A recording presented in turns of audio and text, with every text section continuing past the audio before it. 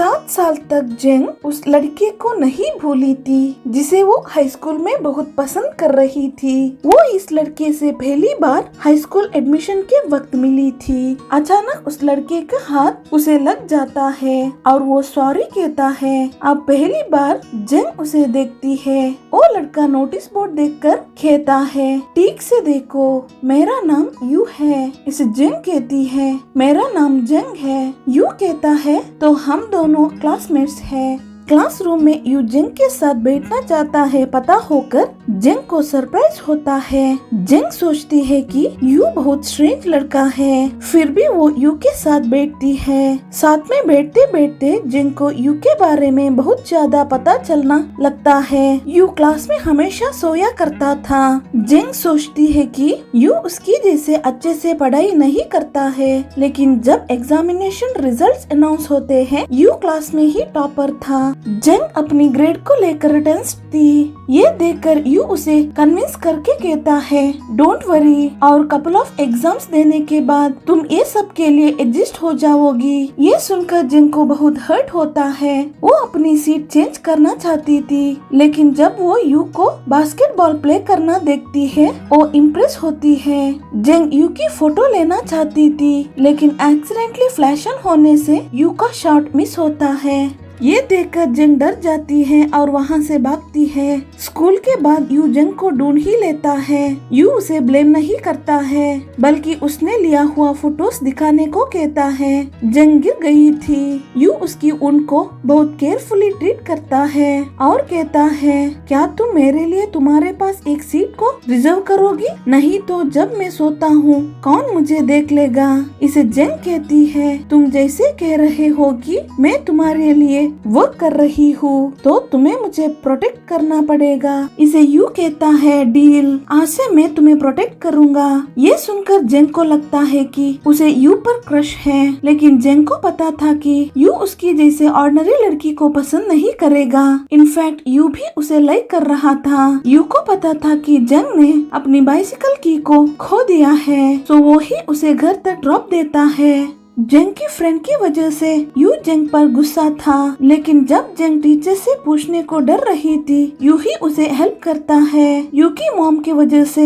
जेंग और यू की relationship break होता है। पेरेंट टीचर मीटिंग में यू की मॉम को पता चलता है कि जेंग एक एवरेज स्टूडेंट है, सो वो टीचर से यू की सीट को चेंज करने को कहती है। इस कॉन्वर्सेशन को जेंग सुनती है। उसे पता था कि यू अपनी माँ को कन्विंस करने को ट्राई कर रहा है। जेंग सोचती है कि कम मार्क्स लेने के लिए यू उसे नेग्लेक्ट कर रहा है, सो वो यू से पूछती है, क्यों तुमने कहा कि तुम्हारे डेस्कमेट एक अच्छी स्टूडेंट थी? क्या मैंने तुम्हें एम्बरास किया था? यू को क्या कहना समझ में नहीं आता है, सो वो चला जाता है। जेंग उसका पीछा करती है। फाइनली यू उसकी झूठ कहने की वजह बताता है। यू ने एक लड़की की मदद किया था जिसे सारा क्लास ना पसंद करती थी। कोई लड़की भी उस लड़की के साथ बैठना नहीं चाहती थी, सो यू उसके पास आकर बैठता है। लेकिन यू की मॉम को पता था कि वो लड़की स्टडीज में अच्छी नहीं थी, सो वो टीचर से यू की सीट को चेंज करने को कहती है। मेरी मॉम ने ये सब मेरे लिए किया है। वो मेरी बात को मानने को रेडी नहीं थी, सो मैंने झूठ बोला। मैं तुम्हारी डेस्कमेट बनना चाहता हूँ। ये सुनकर जेंग यू को फॉरगिव करती है। जेंग सोचती है कि अब वो यू को ज्यादा पसंद करने लगी है, क्योंकि यू सबको हेल्प करते रहता था। एक दिन यू अपनी सीनियर को एक लड़की को मैं तुम्हें पसंद कर रहा हूँ कहते हुए देखता है। सिक्योरिटी आकर उसे भगाता है। सबके सब उन्हें देखते रहते हैं, लेकिन सिर्फ यू हेवी रेन में सीनियर को सपोर्ट करने के लिए उसके पास जाता है। यू सीनियर को अपनी टीम में इनवाइट करता है और उस लड़की के लिए सिंग करने को कहता है। हाई स्कूल की फर्स्ट ईयर खत्म होता है।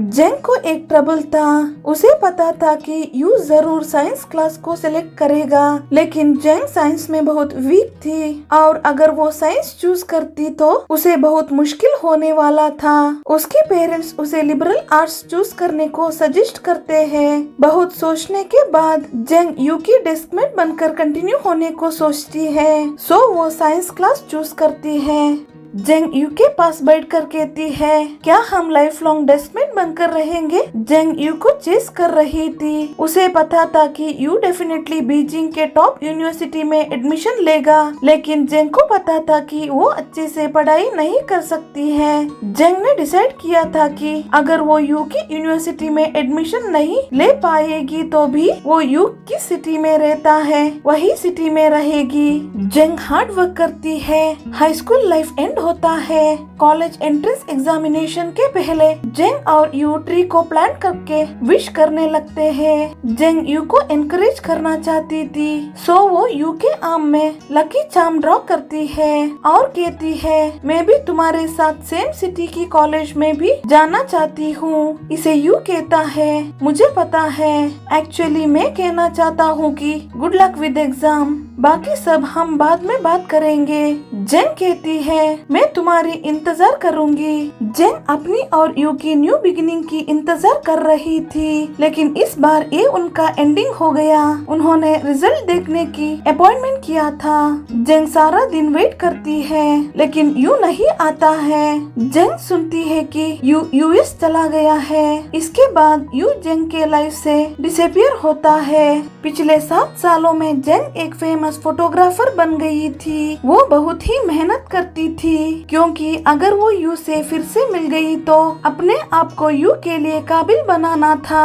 क्लास रियूनियन में जेंग यू से मिलती है। सब उसका इंतजार कर रहे थे। यू जेंग के पास आकर बैठता है और पूछता है, कैसी हो तुम? पार्टी के बाद ड्रंक जेंग को यू घर तक छोड़ता है। जेंग यू की आर्म में लकी चार्म देखती है। वो यू क्यों अचानक से गायब हुआ था ये जानना चाहती थी, लेकिन यू बहुत लेट हो गया है कहकर जानने लगता है। अब जेंग कहती है, उस दिन तुम जाने से पहले कुछ कहना चाहते थे, क्या है वो? यू मुझे याद नहीं है कहकर वहाँ से चला जाता है। जेंग मूव ऑन करने को डिसाइड करती है, लेकिन यू का फ्रेंड कहता है कि यू यूएस नहीं गया था। कॉलेज एंट्रेंस एग्जाम के पहले यू की मॉम को यूरेमिया हुआ था। सब कॉलेज एंट्रेंस एग्जाम के लिए प्रिपरेशन कर रहे थे, बट यू को अपनी माँ की ख्याल रखना था। यू जेंग को अपनी हालत को बताकर दर्द देना नहीं चाहता था, सो वो कुछ नहीं होने जैसे प्रिटेंड कर रहा था। यू कॉलेज एंट्रेंस एग्जाम में फेल हो गया था। वो जेंग से मिलना चाहता था, लेकिन जेंग को मिलने की करेज उसके पास नहीं थी, क्योंकि वो साथ में बीजिंग जाने की अपनी प्रॉमिस फुलफिल नहीं कर पाया था। सब कुछ पता चलने के बाद जेंग यू को कॉल करती है। यू कहता है, जेंग अब तुम बहुत बेटर बन गई हो, लेकिन मैं तुम्हारा डेस्कमेट नहीं रहा हूँ, प्लीज मुझे कॉल मत करो। यू सोचता था कि वो अच्छा नहीं है। उसने जेंग को लाइक करना स्टॉप नहीं किया था, बट वो हमेशा के लिए जेंग को एक ब्राइट फ्यूचर चाहता था। सो यू ने अपनी दिल की बात को जेंग को नहीं बताया था। यू ने हेल्प किया हुआ सीनियर ने रेडियो में कहा था कि यू ऑलवेज लाइक जेंग। उसे पता था कि यू उसे बहुत लाइक करता है।